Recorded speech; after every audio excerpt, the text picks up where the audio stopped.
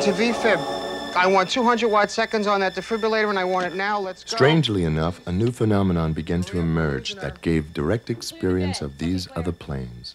It was as if this urge was so ready to be born in the human psyche that it was emerging in many places. That phenomenon was the near-death experience, or NDE. 4 and 5, 1 and 2 and 3 and 4 and 5, 1 and 2 and 3. We're asystolic. We're losing her. I could see the doctors trying to revive me. I found myself carried through a long tunnel toward a radiant light. The light was a person. I have never felt so completely known, so completely loved. Hold compressions. We have a pulse. Yet I knew I had to return. We have a pulse. We're saving her. We're getting her back. And then I moved into something totally black. I couldn't see anything, but I felt my grandmother, and I felt her pulling me, you know, real close.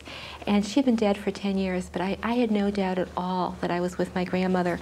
And I had been an atheist until then, but I had no trouble at all being with her. It just, I knew it was her, and also had a very, very strong sense of God, although I hadn't believed in God at all. And it certainly wasn't an old man with a long white beard, but it was a force or an energy that was just all around me. Well, this is the book, Raymond Moody's Life After Life, that began it all for me and for many people. After reading this book, I got tremendously excited about near-death experiences and decided to undertake my own research project. So I took myself to the hospitals in the Hartford, Connecticut area and tried to talk with as many persons as I could who had been close to death or clinically dead.